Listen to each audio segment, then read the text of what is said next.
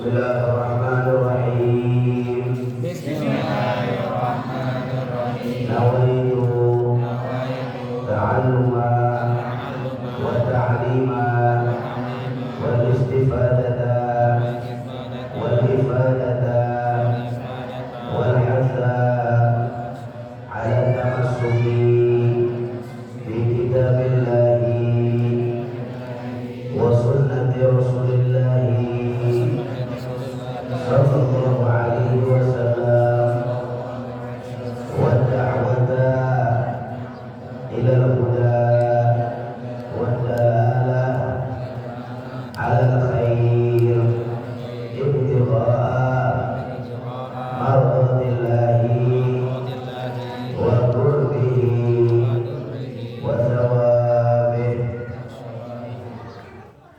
Bismillahirrahmanirrahim. Alhamdulillah wassalatu wassalamu ala sayyidina Rasulillah Muhammad bin Abdullah wa ala alihi wa sahbihi wa awalah. Qala al-mu'allif rahimahullah ta'ala wa nafa'ana bihi wa bi ulumihi fid dharain amin amin ya rabbal alamin. Kemarin sudah sampai hadis. Sudah masuk ke hadis. Hadis pertama.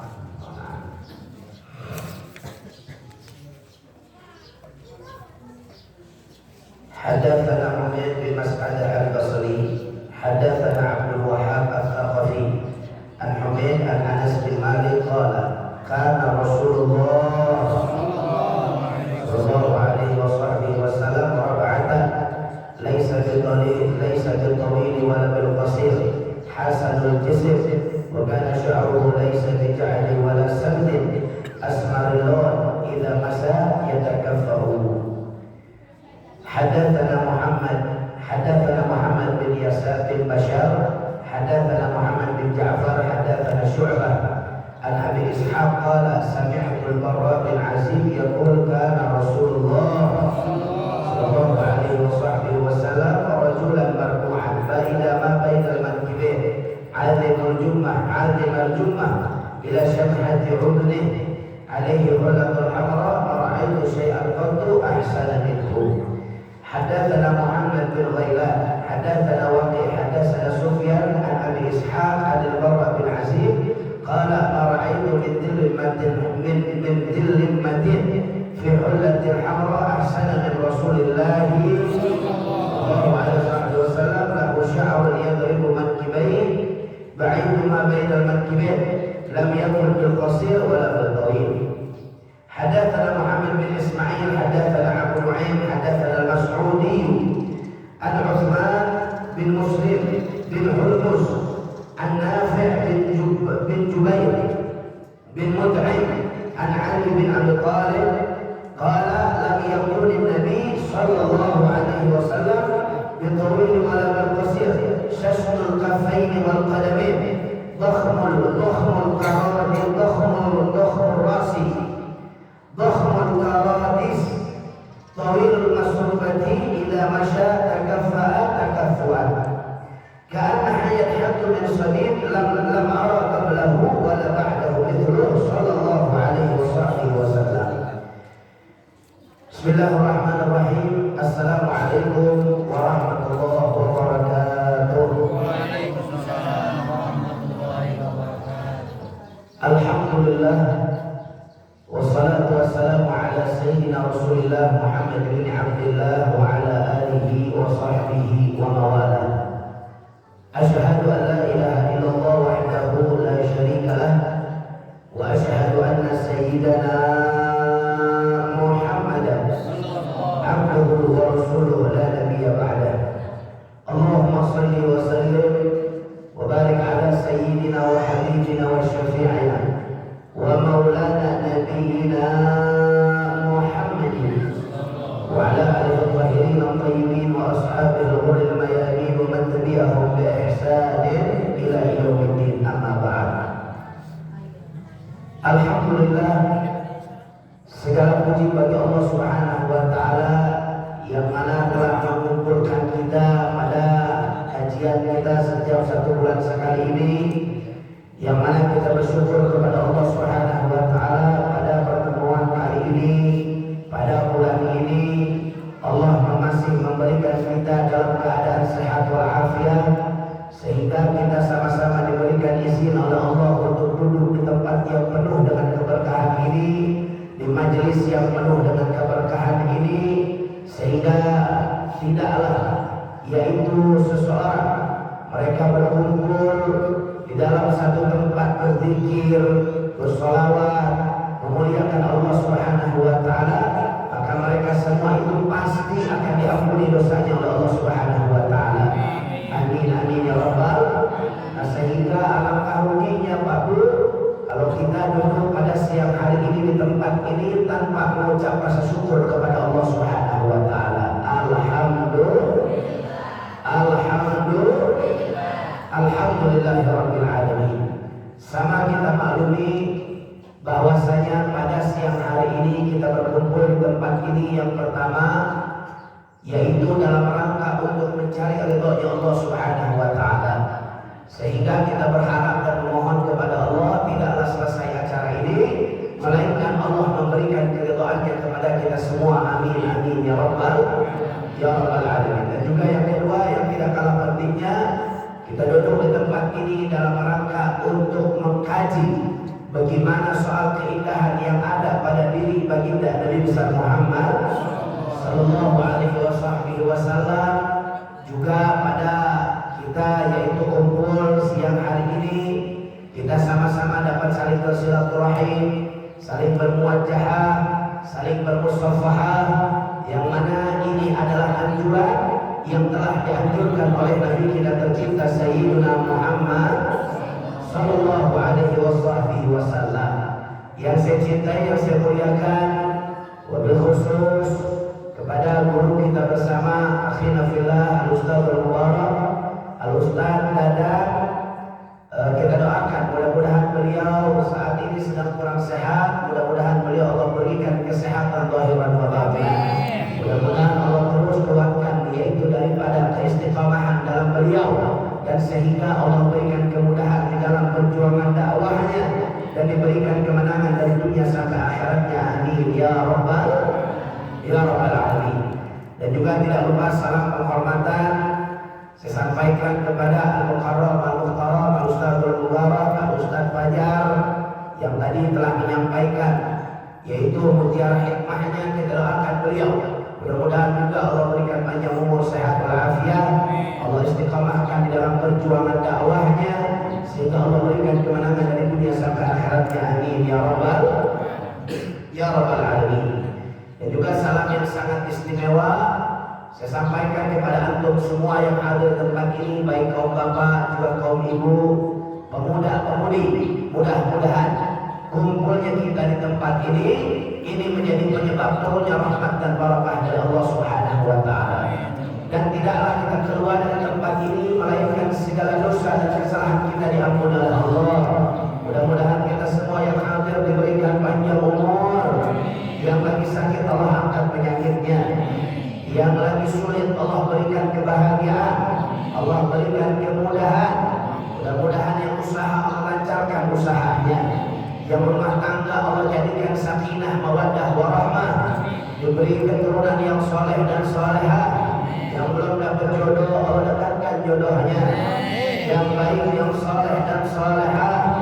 Yang terpenting kita semua mati dalam keadaan husnul khatimah, dan kita semua masuk ke dalam surganya Allah dan dikumpulkan bersama baginda Nabi besar Muhammad sallallahu alaihi wasallam. Amin ya rabbal alamin. Ahibba'il kiram, yaitu kewajiban kita sebagai umat Islam sebagaimana yang telah yaitu disabdakan oleh Nabi kita tercinta Sayyidina Muhammad sallallahu alaihi wasallam, bahwasanya setiap muslimin dan muslimat mereka diwajibkan untuk talabul ilmi, yaitu mencari daripada ilmu. Ilmu apa? Ilmu yang telah Allah berikan kepada Nabi dan Nabi telah sampaikan kepada kita, itu yang menjadi kewajiban kita di di dalam menuntut ilmunya Allah Subhanahu wa taala. Nah, kewajiban daripada menuntut ilmunya Allah ini dari kapan sampai kapan? Kadang-kadang orang-orang saat ini mereka beranggapan bahwa cukup yang namanya mencari ilmu saat kecil saja. Saat kecil saja, mau dia di pondok ataupun di sekolah. Contoh di sekolah, kelar daripada SD, SMP, SMA, yaitu mereka kelar. Mereka sudah mengatakan bahwa sudah cukup untuk mencari ilmunya Allah Subhanahu wa taala. Apapun yang ada dalam di dunia ini, baik ilmu akhirat ataupun ilmu dunia, itu hakikatnya semua dari Allah Subhanahu wa taala. Nah, saudara, di dalam kewajiban menuntut ilmu, sebagaimanapun Nabi mengatakan dalam hadisnya minal mahdi ilal lahdi. Kewajiban kita menuntut ilmu dari buaya ibu sampai ke liang lahat. Artinya dari mulai kita lahir sampai kita mati, itu merupakan ada kewajiban yang Allah berikan kepada setiap hambanya untuk menuntut ilmunya Allah Subhanahu wa ta'ala. Terlebih ilmu-ilmu yang wajib untuk kita ketahui, yaitu ada 3. Pertama, ilmu tauhid. Yang kedua, akidah. Kemudian yang ketiga adalah syariah. Itu ilmu yang wajib kita dapatkan, yang wajib kita pelajari, yang mana kalau kita tidak belajar itu semua, maka seumur hidup kita berdosa di hadapan Allah Subhanahu wa taala. Oleh karena itu, saudara, makanya alhamdulillah Allah kasih kita kesempatan, Allah mudahkan langkahan kaki kita untuk menuju tempat-tempat daripada majelis ta'lim, majelis zikir, majelis sholawat, tidak lain tidak bukan, itu semua adalah hakikatnya dari Allah Subhanahu wa ta'ala. Sehingga yang pernah saya sampaikan pula, dalam hati kita ini ada satu dalam hati ini namanya bais. Apa namanya? Bais. Bais itu apa? Bais itu Allah letakkan dalam hati kita, yaitu bais adalah sifat atau ketika orang memiliki bais dalam hatinya, itulah yang menyebabkan mereka kembali kepada Allah Subhanahu wa taala. Bais adalah satu dorongan yang kuat yang menggebu-gebu setiap hamba untuk menggiring mereka kepada Allah Subhanahu wa taala. Jadi bais ini yang bisa melupakan mereka dari keindahan dunia, dari kemewahan dunia, dari hiruk-pikuk dunia, sehingga ketika ada dorongan kuat dalam hati untuk kembali kepada Allah, artinya saat kita ingin menuju Allah, saat kita ingin beribadah kepada Allah, saat kita ingin mendekatkan kepada Allah, maka artinya Allah telah menanamkan bais dalam hati kita. Alhamdulillah. Nah, saudara, setiap orang memiliki itu bais. Setiap orang memiliki itu bais. Akan tetapi bais tidak cukup tanpa adanya hidayah, tanpa adanya inayah, tanpa adanya ma'unah, yaitu dari Allah Subhanahu wa ta'ala. Nah, sehingga kita ini semua sekarang Allah bangkitkan itu bais dalam hati kita, sehingga kita meninggalkan kesibukan kita, meninggalkan aktivitas kita, meninggalkan apa yang menjadi yaitu profesi kita. Pada siang hari ini Allah hadirkan bais dalam hati kita, sehingga ada dorongan yang kuat, ada dorongan yang menggebu-gebu. Untuk apa? Untuk kita kembali kepada Allah Subhanahu wa ta'ala. Alhamdulillah. Nah, mari sama-sama yaitu kita lanjutkan daripada kajian kita,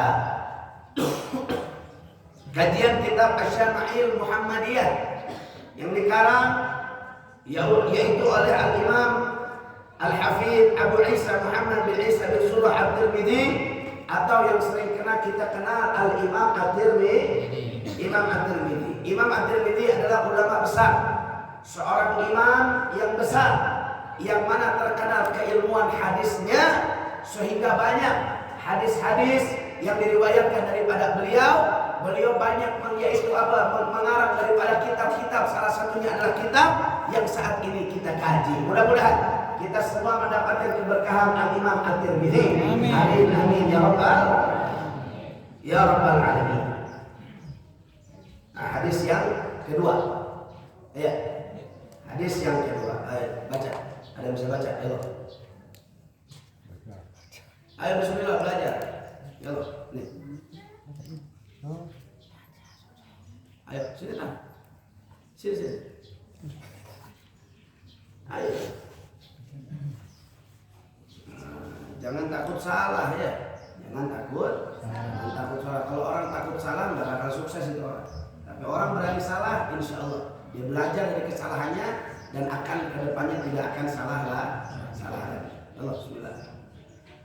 Bismillahirrahmanirrahim. Hadatsana Muhammad bin Mas'ud al-Basri, hadatsana Abdullah bin Wahab as-Saqafi an Humayd an Anas bin Malik qala kana Rasulullah sallallahu alaihi wasallam laisa bil qawli wa la bil qasir hasanan ism wa kana syamruhu laisa bi ja'il wa la sabitin asma'ul lawan idza asyara kafa.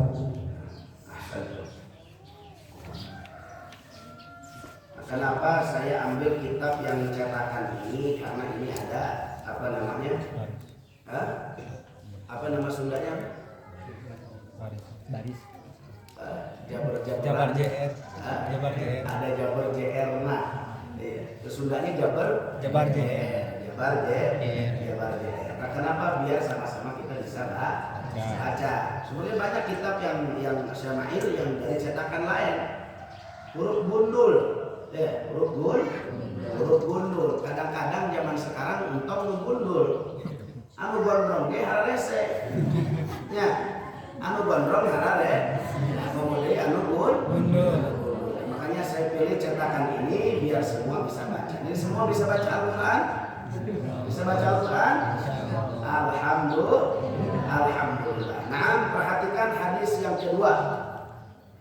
Di dalam yang bab pertama yaitu bab majaa fi khalqi Rasulullah sallallahu alaihi wasallam, yaitu bab yang mana apa-apa yang ada pada fisik al-khalqi, yakni fisik baginda Nabi Muhammad sallallahu alaihi wasallam. Jadi yang pertama kemarin sudah kita kaji, yang pertama yaitu bahwasanya Nabi Muhammad itu dikatakan beliau yaitu orang yang memiliki postur laisa bitawilil bahim wala bil qasir, yaitu Nabi Muhammad itu ketika dikatakan tinggi tidak tinggi amat, dan kalau dikatakan pendek juga tidak pendek amat. Ini soal posturnya Rasulullah, soal tinggi badannya Rasulullah. Nah, kemudian bahwasanya Nabi Muhammad pun beliau yaitu wala bil abyadil amhaq, dan beliau juga ketika dikatakan putih, putihnya bukan yang putih amat, tapi putihnya yang bersih, putih yang bersinar. Mohon maaf, kadang-kadang ada orang yang punya penyakit kulitnya itu ada putih. Nah, kalau dikatakan Nabi putih banget, maksudnya tidak seperti itu, tapi putih yang sempurna. Itulah baginda Nabi Muhammad. Kemudian wala bija'dil qatat, Nabi Muhammad rambutnya tidak keriting amat atau tidak keribu. Wala bisabti, Nabi Muhammad rambutnya dikatakan lurus juga tidak lurus banget, bukan lurus seperti yang dicatok tuh. Nah, kalau perempuan biasanya dicatok ya, dicatok. Nah, ketika Nabi katakan Nabi lurusnya bukan kayak dicatok, tapi lurus yang bergelombang, yakni ombak banyu. Nah, itu rambutnya Nabi Muhammad. Dikatakan keriting tidak, dikatakan lurus juga tidak. Nah, itulah keadilan Nabi Muhammad. Keadilan daripada Allah memberikan fisik terhadap Nabi, sehingga beliau fisik manusia yang sangat sempurna. Sehingga saudara, apa saya katakan adil?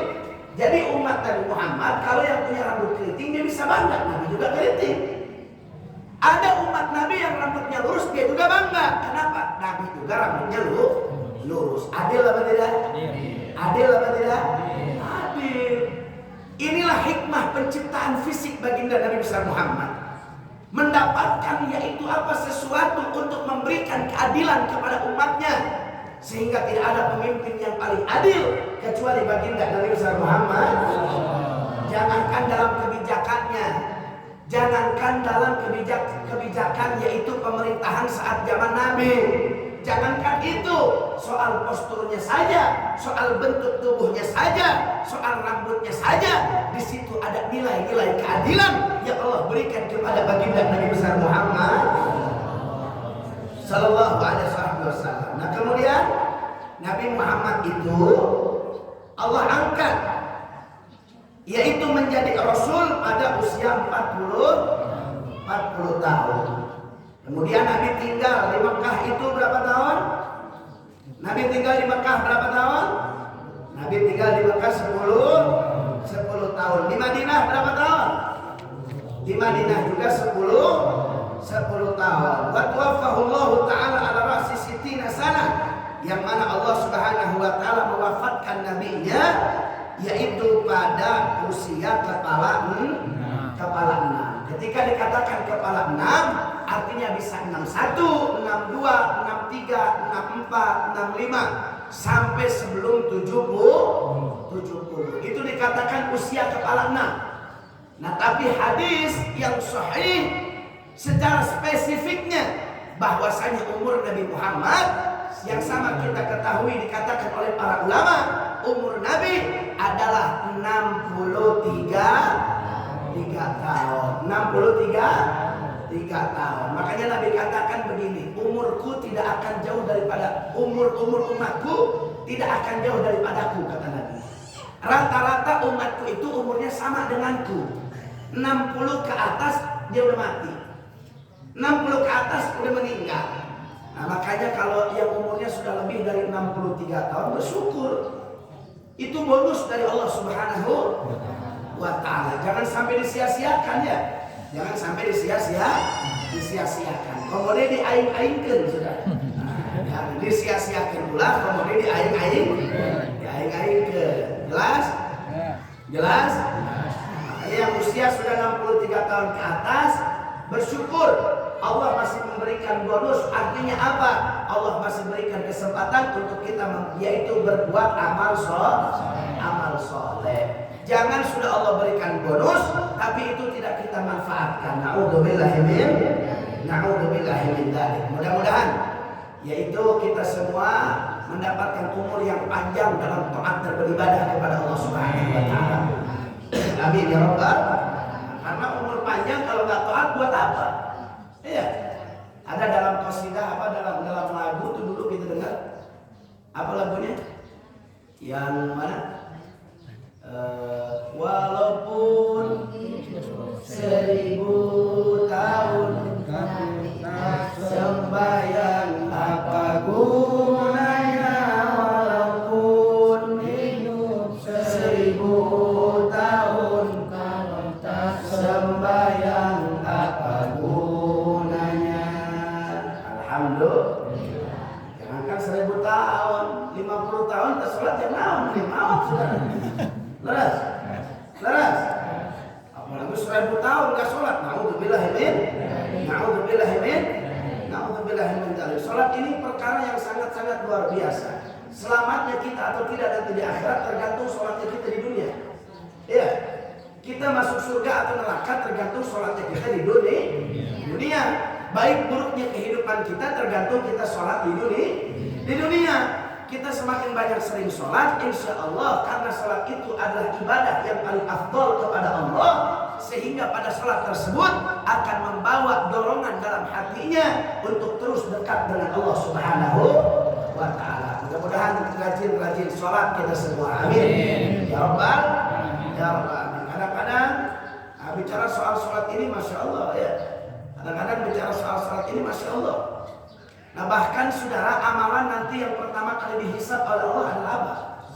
Sholatnya kita. Itu yang pertama kali Allah hitung amal-amal kita di dunia. Yang pertama kali adalah sholat. Makanya perbaiki kita punya sholat. Yang masih bolong-bolong, yang masih malas-malas dalam sholat, mudah-mudahan kita meminta kepada Allah. Allah berikan kesemangatan, Allah berikan ghirah, Allah berikan himmah, Allah berikan semangat untuk kita terus menjalankan ibadah kepada Allah Subhanahu wa ta'ala. Amin ya rabbal alamin. Jadi Nabi Muhammad ini beliau diutus oleh Allah umur 40 tahun. Kemudian beliau wafat pada usia kepala 6. Walaysa fi rasihi wa lihyatihi 20 sya'ratan bidha. Bahwasanya Nabi Muhammad ini yaitu di atas kepalanya dan pada janggutnya saat umur 63 tahun 20 sya'ratan bidha, yaitu tidaklah ada rambut putih kecuali hanya 20 helai saja. Apa rambut putih? Buis. Yang bilang puas, yang bilang kuis kemana? Apa? Buis. Kalau bahasa Indonesianya apa? Uban. Nah, jadi Nabi Muhammad itu usia 63 tahun, buisnya cuma 20 helai. Ya, di rambut sama jenggotnya cuma ada 20 helai. Lamun orang zaman ayeuna kadang-kadang budak SMP buka topinya bos buisan sadayana. Aya begitu aya. Aya begitu aya. Masya Allah. Nah, makanya lihat Nabi Muhammad, Masya Allah. Jadi keadilan, ini keadilan yang Allah berikan terhadap Nabi. Kalau ada orang yang punya huis, dia juga bisa bangga. Nabi Muhammad juga huisan. Benar? Benar? Ada juga yang huisnya nggak banyak, dia bisa bangga juga. Oh, Nabi ada huisnya terlalu berbatuin. Betul? Kira-kira Nabi Muhammad adil apa tidak? Adil apa tidak? Adil. Ini jangan dulu kita bicara soal keadilan Rasulullah yang lain. Soal fisiknya saja, ini sudah betul-betul memberikan keadilan kepada umatnya. Alhamdulillah.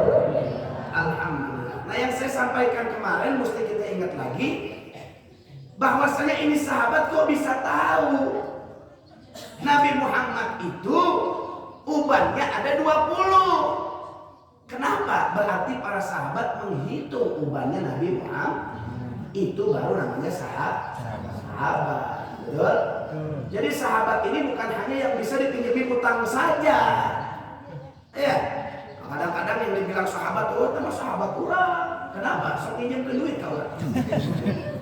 Ayah begitu ayah. Ayah begitu. Masya Allah. Nah sahabat saudara, lihat sahabatnya. Kenapa Allah berikan yaitu sahabat-sahabat yang istimewa terhadap Nabi? Karena Allah sudah tahu bahwa para sahabat Nabi yaitu cintanya sangat betul, sangat besar terhadap Rasulullah. Jangankan soal yang lain, soal huisnya saja diperhatikan oleh para sahabat. Nah, sekarang kita punya sahabat, pernah ngitung huis surah? Hah? Pernah ngitung huis surah? Kita punya sahabat nih, pernah ngitung huis surah? Hanya sahabat. Kumaha? Hah? Lihat tuh sahabat Rasulullah, sampai perkara ubannya saja dihitung oleh para sahabat. Saking apa? Itu semua tidak akan dilakukan oleh sahabat kecuali ada cinta yang besar terhadap baginda Nabi besar Muhammad sallallahu alaihi wasallam. Alhamdulillah. Kemudian kita hadis yang kedua. Hadatsana Humaid bin Mas'adah Al-Basri, hadatsana Abdul Wahhab Al-Thaqafi an Humaid an Anas bin Malik qala. Bahwasanya hadis ini dari Sayyidina Anas ibn Malik. Sayyidina Anas bin Malik ini salah satu yaitu sahabat Rasulullah yang dekat juga terhadap Nabi Muhammad, yang dekat juga dengan Rasulullah, sehingga banyak hadis-hadis yang berkenaan dengan fisik dan akhlak Nabi, yang berkaitan dengan pribadi Nabi, itu banyak juga dikeluarkan dari Sayyidina Anas ibn Malik, yang diriwayatkan oleh Sayyidina Anas ibn Malik. Jangan ketukar, ada Anas bin Malik, ada Malik bin Anas. Kalau Malik bin Anas siapa? Hah? Malik bin Anas itu saha? Hah? Ngaku aswaja. Ini aswaja semua kan ini? Aswaja apa Wahabi? Aswaja apa Syiah? Aswaja. Kita ini semua aswaja, ahlus sunnah wal jamaah. Imam ahlus sunnah itu ada berapa? Imam aswaja ada sabaraha bu? Bu? Harga cabai apa nanti? cabai, harga apa, harga beras. Nah, ya saya mau tanya juga sama Bapak, Pak, Imam Aswaja ayah sabaraha? Hah? Baraha? Ya kedengeran berapa? Ayo bicara, ada berapa? Ya ayo nanya ke sini. Masya Allah. Imam Aswaja ada berapa? Ada 4. Pertama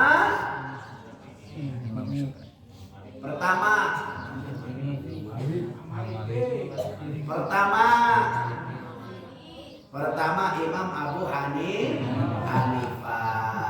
Imam Abu Hanifah wafat, kemudian ada penerusnya Imam Malik bin Anas. Itu yang sering kita dengar Imam Maliki. Jadi namanya siapa? Malik ibn Anas, betul? Kemudian setelah Imam Malik bin Anas baru muncul namanya Imam Asy-Syafi'i.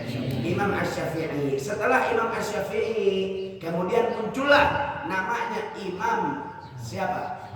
Ahmad ibn Hanbal, atau yang sering kita dengar Imam Hambali. Paham sampai sini? Jadi Imam Aswaja kita ada 4. Ada pengikut Imam Abu Hanifah, ada pengikut Imam Maliki, pengikut Imam Syafi'i, pengikut Imam Hambali. Mereka itu dikategorikan sebagai Ahlus Sunnah wal Jamaah. Kira-kira jelas tidak? Nah, Imam Abu Hanifah dengan fikihnya masing-masing, Imam Maliki dengan fikihnya masing-masing, Imam Syafi'i dengan fikihnya masing-masing, Imam Ahmad bin Hanbal dengan fikihnya masing-masing. Nah, sehingga dalam Ahlus Sunnah wal Jamaah ini Pak Bu, bahwasanya kita sebagai pengikut Imam Asy-Syafi'i, osok tahlil, osok maulidan, osok. Kalau yang tahlil maulidan ikut pengikut Imam Asy-Syafi'i. Tapi kalau enggak ikut tahlil, enggak ikut yasin, enggak ikut maulidan, nah itu kebanyakannya adalah pengikut Imam Malik bin Anas atau Imam Ahmad ibn Hanbal. Jelas atau tidak? Jelas atau tidak? Nah, kita macam-macam di Garut nih. Di Garut nih macam-macam. Ada Persis, ayah ada. Ayah Muhammadiyah, ayah. Ayah Nahdlatul Ulama, ayah. Ayah ente. Mereka itu semua masuk di dalam bingkai Ahlus Sunnah wal Jamaah. Berarti masih satu dulur apa ente? Satu dulur apa ente? Dulur, betul? Ada yang baca maulid, ada yang tidak. Kenapa? Masing-masing punya pendapat. Ada yang tahlil, ada yang tidak. Masing-masing punya pendapat. Atau ada lagi kadang-kadang di kampung-kampung seperti di Cianjur contoh. Di Cianjur, siapa Cianjur? Aang Nuh. Ya. Di Cianjur itu ada Aang Nuh. Bagaimana? Itu tidak mengajarkan untuk menggunakan speaker. Atau bisa dikatakan kelompok aspek. Nah, kemudian kita yang pakai speaker kelompok dospek. Apa dospek? Doyan speaker. Ada anti speaker, ada doyan spek. Nah, ini bagaimana? Yang benar yang mana? Anu salah mana? Anu salah. Aya anu salah. Begitu pula yang tahlil sama yang enggak tahlil. Yang benar yang mana? Dua-duanya benar. Yang muludan dan yang tidak muludan, benar tidak? Dua-duanya benar. Kenapa? Karena mereka punya hujah masing-masing, punya dalil masing-masing. Betul? Yang enggak tahlil dia punya dalil untuk tidak bertahlil. Yang pakai tahlil dia pun ada dalilnya untuk bertahlil. Jadi intinya apa? Intinya kita semua harus saling menghormati. Tidak boleh menyalahkan yang tahlil. Juga yang tidak tahlil, tidak boleh menyalahkan yang tidak tahlil. Karena semuanya sudah dicontohkan. Dari keempat imam madhab tersebut, Imam Abu Hanifah, Maliki, Syafi'i, Hambali, mereka semua ada ikatan antara guru dengan murid. Jelas atau tidak? Jelas tidak? Dari Imam Ahmad bin Hanbal, Guru Imam Ahmad bin Hanbal siapa? Salah satunya adalah Imam Asy-Syafi'i. Guru Imam Syafi'i siapa? Salah satunya Imam Malik bin Anas.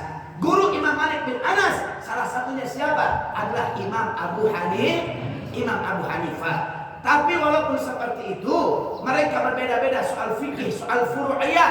Furu'iyah itu adalah furu', yakni cabang-cabang syariat, bukan usul. Kalau sudah berbeda dalam usul fikih, artinya yang mendasar, pokok yang mendasar dalam syariat, seperti contohnya sholat. Kalau ada ajaran Islam yang tidak mengajarkan sholat, nah itu baru dia salah. Betul apa tidak? Betul apa tidak?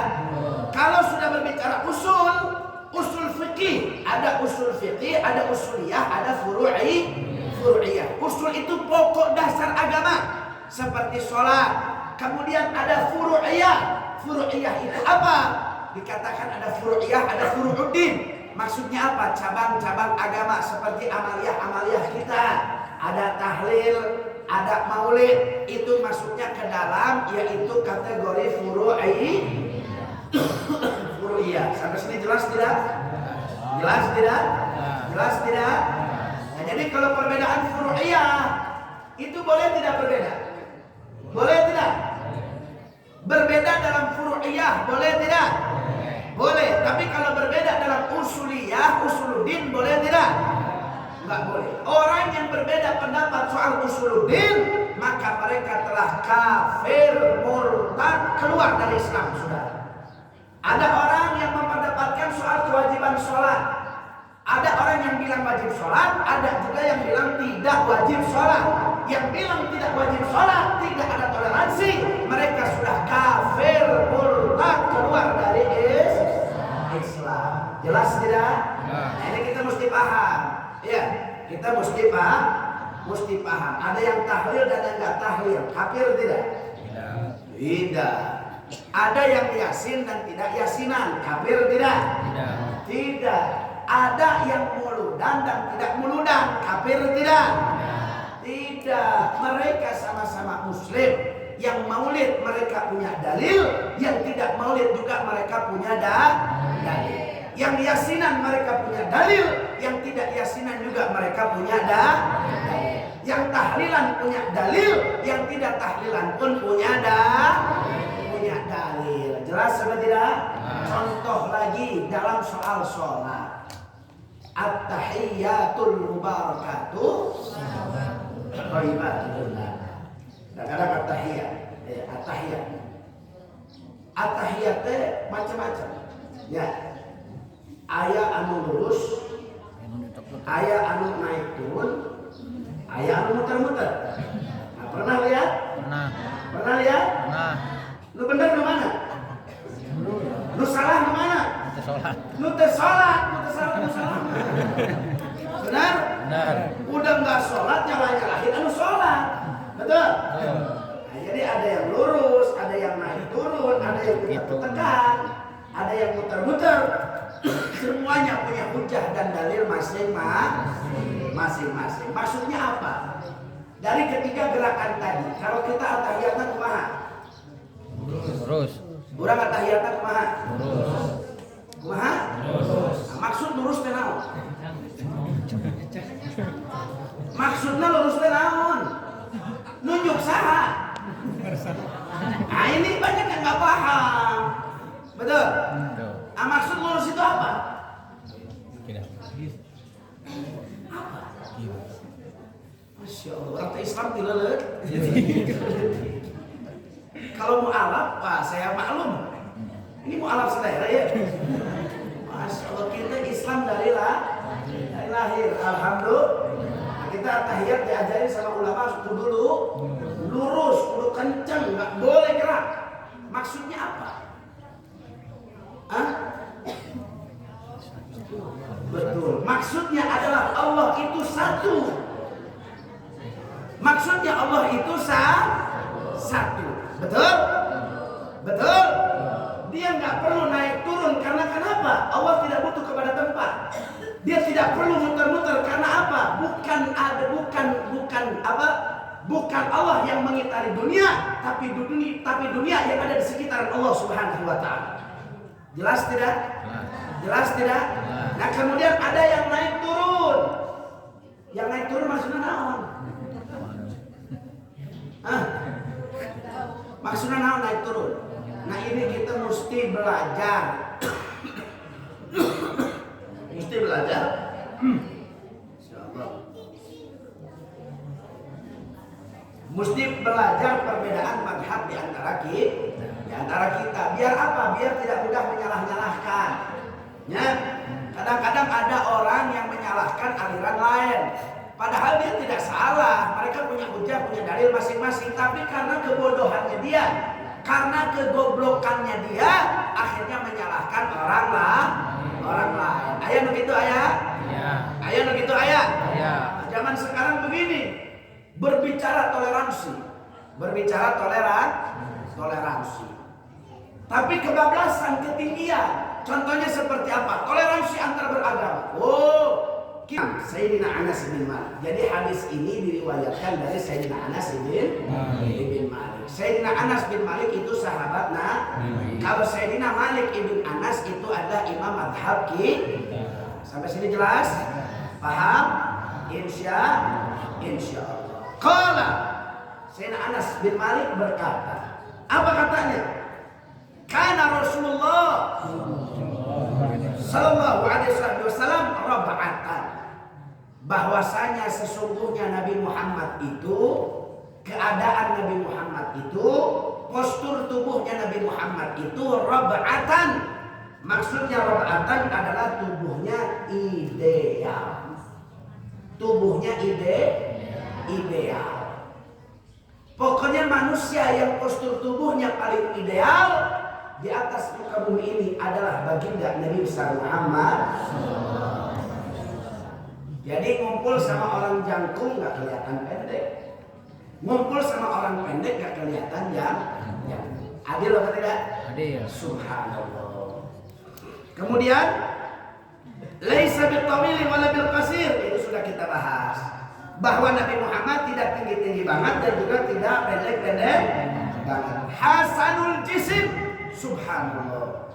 Nabi Muhammad ini sebaik-baiknya jasad, sebaik-baiknya fisik, sebaik-baiknya postur. Nabi Muhammad adalah manusia yang paling baik fisiknya. Wa kana sya'ruhu laisa bija'din wala sabtin. Nah, tadi kita bahas bahwasanya rambut Nabi Muhammad itu tidak dikeriting-keriting dan juga tidak lurus-lurus. Asmaral launi. Nah, maksud asmaral laun ini, asmar adalah coklat. Coklat. Tapi coklat para ulama lagi mengatakan, banyak para periwayat hadis pun ada yang mengatakan asmaril laun, ada yang mengatakan azharil launi. Maksudnya apa? Ketika dikatakan asmaril launi, Nabi Muhammad itu kulitnya coklat keputih-putihan dan putih ke coklat-coklat. Apa warna yang paling baik di Indonesia? Santan. Sawo matang. Lamun urang sawo matang sawo buruk ya. Urang sawo matang sawo buruk. Buruk sesana orang banyak. Masya Allah. Ada lagi bukan sawo matang apa? Kuning langsat. Kuning langsat. Nah itu pokoknya kalau ada perempuan kuning langsat, Masya Allah. Lihat santri, lihat. Masya Allah. Kalau udah bicara sama perempuan semangat. Kuning langsat. Nah itu warna yang paling sempurna di Indonesia. Nabi Muhammad lebih daripada kuning langsat. Kebayang apa itu? Masya Allah, indah luar biasa itu warna itu. Dari putih tapi ke coklat-coklatan. Kemudian coklat ke putih-putihan. Jadi artinya apa ya? Bisa dikatakan kemerah-merahan pink. Apa? Masya Allah, nggak bisa kita bayangkan sebenarnya. Ini sempurna kulitnya Nabi Muhammad. Pokoknya kalau antum semua pernah lihat orang warna putih, itu cuma setitik dari kulitnya Nabi Muhammad. Nggak ada apa-apanya. kulit Nabi lebih indah daripada itu semua. Sallu ala Nabi. Sallu ala Nabi. Kemudian idza masya yatakaffa'u. Kalau Nabi Muhammad itu jalan seakan-akan yatakaffa'u. Nabi Muhammad itu mengangkat daripada kakinya. Maksud mengangkat daripada kakinya itu nanti ada sebenarnya dijelaskan di sini kama yanhatu min sabibin. Kama yanhatu min sabib. Seakan-akan Nabi Muhammad itu kalau berjalan seakan-akan saat sedang turun dari tangga. Nah, kalau kita naik di atas tangga ini turun itu seperti apa jalannya? Truk truk truk begitu. Coba ada yang bisa niruin? Hah? Ada yang bisa niruin? Hah? Ada yang bisa niruin? Ayo belajar. Jadi kita bukan hanya cuman ngomong saja tapi ditadbik dengan praktek. Ya. Nah, kalau mau tahu orang yang paling persis jalannya dengan Rasulullah siapa? Al-Habib Umar bin Salim bin Hafid. Nah, Habib Umar bin Salim bin Hafid itu jalannya seperti Nabi Muhammad. Kenapa beliau begitu? Karena beliau pun mengikuti sunnah Nabi. Kalau jalan dengan tegak, jalan itu dengan penuh wibawa, jalan itu tidak malas. Kadang-kadang ada orang yang jalannya malas ya. Jalannya malas itu kumaha diseret. Ayo diseret. Jalannya itu nggak diangkat tapi srek ketemu. Kemudian buka utang loba. Kewajikan can kabeasan bisa ngorondang mah cara ngorondang ya kan. Kita daek lepang-lepang aja. Aya nu kitu aya. Aya nu kitu. Masya Allah. Nah, Nabi itu nggak begitu. Nabi itu jalannya semangat. Kedua kakinya tidak malas. Diangkat truk truk truk truk. Nah itulah Rasulullah. Jelas atau tidak? Sampai dikatakan para sahabat kalau lagi jalan sama Nabi, sahabat ini terburu-buru pengen ngejar Rasulullah. Padahal Nabi nyantai. Tapi dilihat oleh para sahabat seakan-akan Nabi ini buru-buru. Ini sahabat yang lari terburu-buru untuk menyusul Nabi Muhammad. Padahal Rasulullah memang jalannya begitu nyantai. Bahkan dalam riwayat lain dikatakan kenapa saat Nabi berjalan itu seakan-akan kelihatan cepat. Bukan jalannya Nabi yang cepat, tapi bumi itu seakan-akan melipat dengan sendirinya. Kenapa? Karena tanah yang diinjak oleh Nabi dengan tanah yang belum diinjak, mereka saling berebutan, pengen buru-buru diinjak oleh Rasulullah. Jadi makanya kelihatannya cepat, makanya sahabat nggak bisa. Sahabat tuh nggak bisa. Apa untuk meniru Rasulullah dengan secara sempurna tidak bisa. Karena kenapa? Karena bumi itu seakan-akan berebutan ingin buru-buru diinjak oleh kaki yang mulia baginda Nabi besar Muhammad sallallahu alaihi wasallam. Hebat atau tidak? Hebat. Ayah lepas gitu? Ada sudah. Iya. Namun orang lepan jika nanti tanah lu emang ngajari tong dicakai. Iya. Betul. Betul. Sallu ala Nabi. Sallu ala Nabi. Ayo coba praktekin. Ada satu ayat satu maju. Ayo. Ya Allah jangan malu siapa satu ayo. Ya ada. Mari. Jangan taruh di bawah, di atas. Biasain kitab jangan taruh di bawah. Ya. Coba jalan diangkat kakinya. Enggak terlalu tinggi. Tapi enggak begini. Gagah. Tegak. Bisa lah. 60%. Tapi paham apa tidak? Paham tidak? Nah, kalau kita mau tiruin Rasulullah yang bisa cuma Nabi Muhammad. Iya. Tapi minimal contohnya kayak barusan. Tapi tidak sampai kayak jalan di tempat, bukan. Bukan begitu. Artinya ya memang itulah kesempurnaan Nabi tidak bisa kita tiru, ya. Jadi seakan-akan Nabi Muhammad itu kalau berjalan kama yanhatu min sabib, seakan-akan Nabi Muhammad itu turun dari tangga. Nah, pokoknya kalau setiap antum turun dari tangga, nah begitulah Nabi Muhammad saat jalan di darat. Jelas?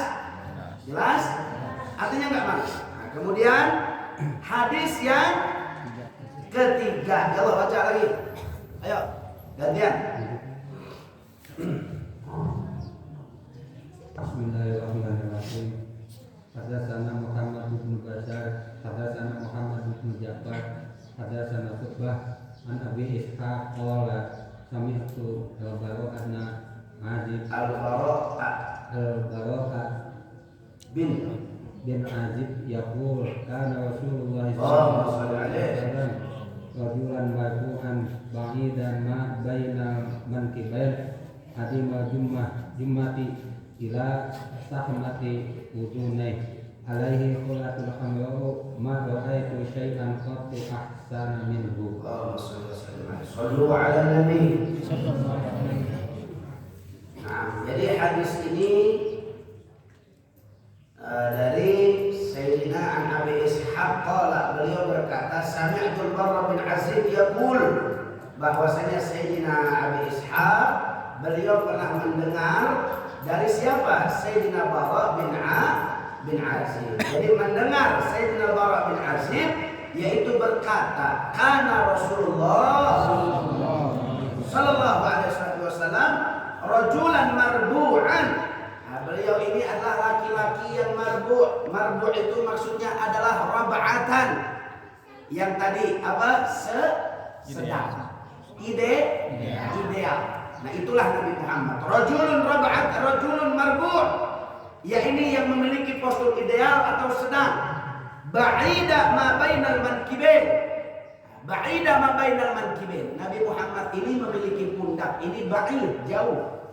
Artinya dari pundak ini ke pundak ini jaraknya jauh. Maksudnya lebar. Jadi pundaknya Nabi itu lebar. Jelas atau tidak? Kenapa? Karena kalau pundaknya tidak lebar, kelihatan. Jadi karena dia. Nah, artinya apa? Dengan diberikannya pundak yang lebar, itu memberikan kegagahan kepada Nabi Muhammad.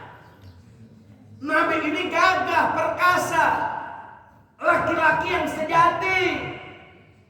Jelas tidak? Bukan laki-laki yang ngondek. Laki-laki boleh. Bukan laki-laki, itu laki jadian. Ya, laki jadian. Tapi kenapa Nabi Muhammad ini ininya lebar? Karena di situ ada kegagahan. Orang yang pundaknya lebar, dia kelihatan gagah perkasa. Azan, duhur. Belum apa? Hah? Azan duhur. Azan duhur. Hah? Nah, sedikit lagi. Jadi pundaknya Nabi itu lebar. Kenapa lebar? Karena di situ ada kegagahan, berwibawa. Sehingga kalau Nabi itu berwibawa, karena Nabi Muhammad ini ka'annaka mundiru jaisin. Nabi Muhammad itu bagaikan komandan pasukan tempur, saudara.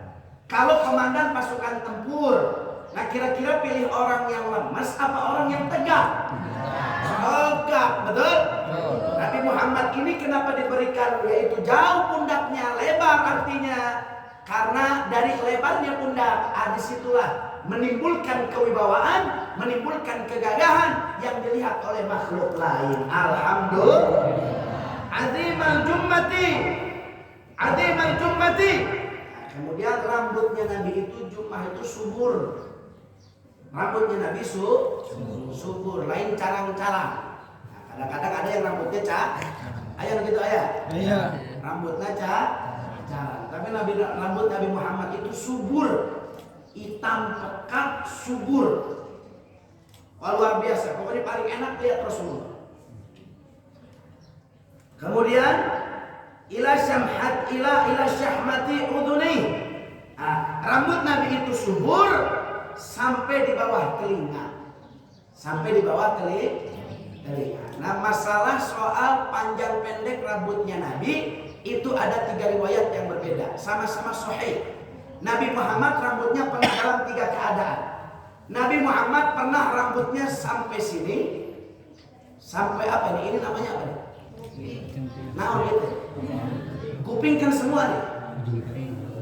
Nah, makanya kalau bahasa Arab itu sampai ke dia yang ngarangan sudah. Ini itu namanya adalah udhuni. Yakni ada wafrah, yakni wafrah sampai ke telinga lembut. Wafrah itu artinya telinga lembut. Nah ini telinga lembut. Tapi enggak lembut semua. Kadang-kadang ayam ini keras. Ayam telinga keras ya. Ayam. Coba cek. Ayam masih bisa. Coba keras apa lembut? Berarti kalau kuping ente keras berarti belum ada namanya itu. Ini wafrah namanya. Kulit di kamar kuping yang bagian lembutnya di sini. Nah, Nabi Muhammad pernah dalam 3 keadaan. Nabi pernah rambutnya sampai di bawah kuping, juga Nabi pernah rambutnya sampai ke pundak. Sampai sini nih maksudnya ini ada wafrah, ada limah, ada jummah. Jadi wafrah itu sampai sini, limah itu sampai ke sini nih. Apa namanya? Punduknya sampai ke punduk panjangnya. Pernah juga Nabi jummah, yaitu maksudnya mengurai, subur, mengurai maksudnya banyak, panjang sampai ke pundak. Nah, jadi pernah di sini juga segini. Jelas tidak? Jelas tidak? Jadi itu adalah bentuk daripada sunnah rambut Nabi Muhammad Sallallahu Alaihi Wasallam. Yang gondrong dapat sunnahnya Nabi. Ya.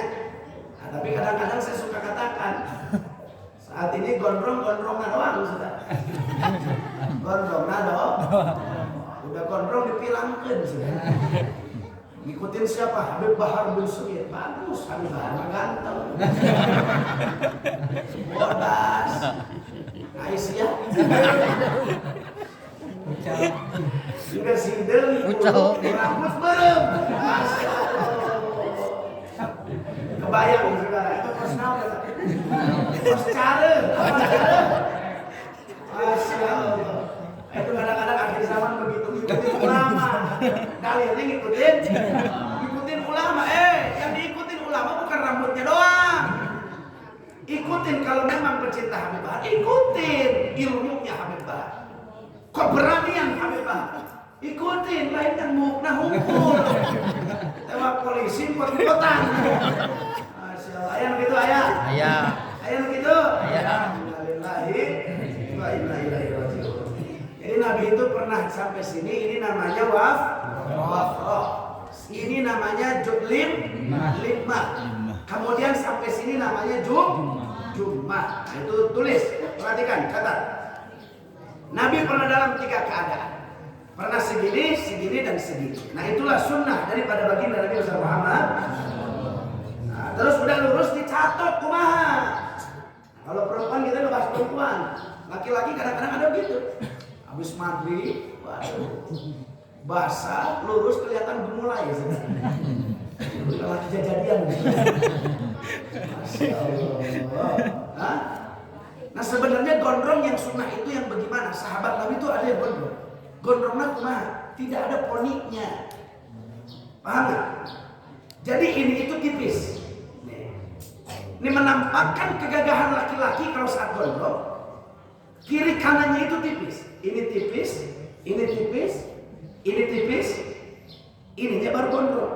Nah itu gagah seorang sahabat. Itu gagah laki-laki. Lain dia kadia. Jamet.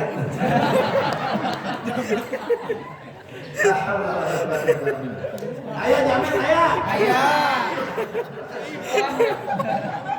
Jamet kawan ayah. Kamu jangan diikutin jangan. Jangan. Itu sudah melenceng dari sunnah Nabi. Ya, kadang-kadang banyak berhujah berdalil gondrong sunnah Nabi. Ya.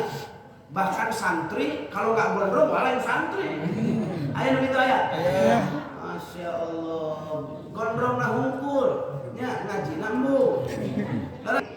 Wa yattabi' sunnata sayyidil mursalin lam yaltafit yumnatan wala yusratan fi kulli waqtin wahin. Itu definisi santri. Santri itu adalah man yattasim billahil matin.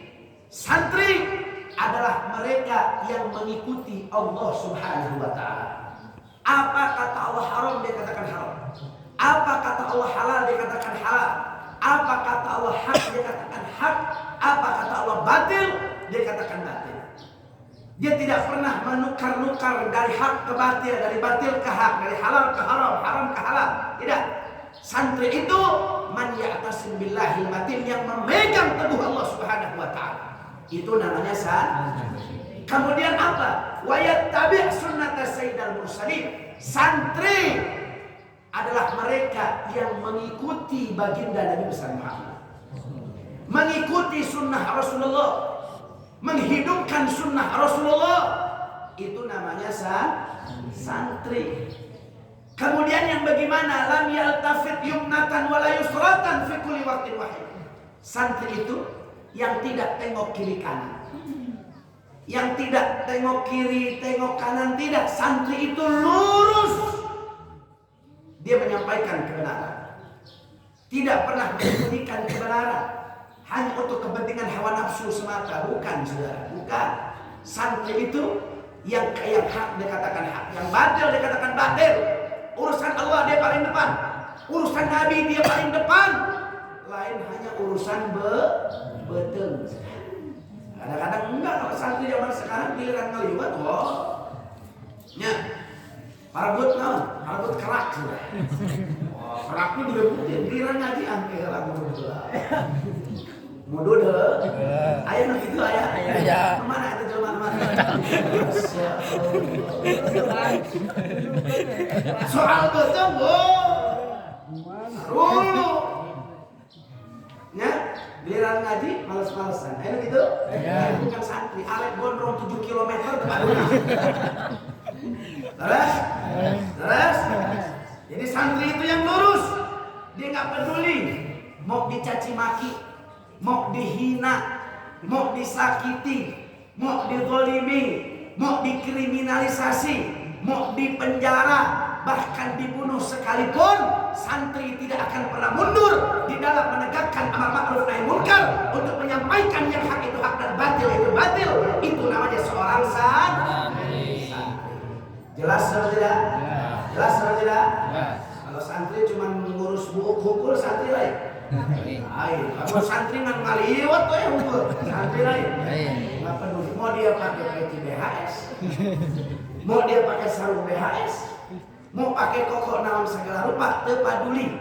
Kalau tidak ada definisi ini tadi, dia tidak mewakili seorang santri. Jelas? Hanya santri siap suarakan kebenaran. Santri siap suarakan kebenaran. Siap katakan yang hak itu hak. Siap katakan yang batil itu batil. Takbir. Shallu ala Nabi. Allahumma shalli wa sallim ala. Kemudian lanjut. Jadi 3 keadaan Nabi pernah wafrah, pernah limah, pernah jumah. Kemudian alaihi hullatul hamra'u. Nah, ketika Nabi Muhammad memakai hullatul hamra. Hullah itu artinya baju. Hullah itu artinya baju atau jubah. Pokoknya nih, ini namanya hullah. Saya pakai baju gamis dalam. Kemudian di apa lagi? Pakai jubah. Nah, ini namanya itu apa? Hullah. Jadi Nabi itu pernah pakai hullah. Hullatul hamra'u. Maksudnya apa? Nabi pernah pakai jubah warna merah. Nabi pernah pakai jubah warna merah. Nah, tapi dalam riwayat lain Nabi pun mengatakan bahwa pakai baju warna merah-merah banget hukumnya makruh. Ya, hukumnya makruh. Jadi nggak boleh tuh. Yang merah-merah banget, nah itu hukumnya makruh. Nah, tapi maksudnya di sini hullatul hamra maksudnya apa? Nabi pakai jubah warna merah tapi di mix, maksudnya campur-campur. Jadi belang-belang, ada merah, ada hitam, ada merah, ada hitam. Atau saat Nabi pakai baju merah yang tidak campur-campur, tapi warna merahnya tidak merah-merah banget. Enggak, tapi merah ke ping-pingan.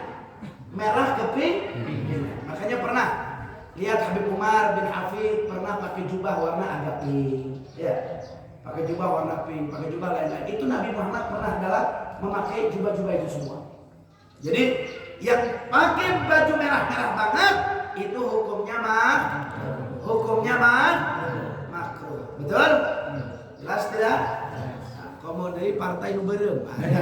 Haram sudah. Yaitu pernah melihat Nabi Muhammad ketika menggunakan hullatul hamra, menggunakan jubah merah. Kemudian apa beliau katakan, ma ra'aitu syai'an qattu ahsana minhu. Allah Subhanahu. Aku tidak pernah melihat orang yang lebih baik daripada Rasulullah ketika menggunakan jubah merah. Nggak pernah dilihat. Banyak orang yang pakai jubah merah, banyak. Ya.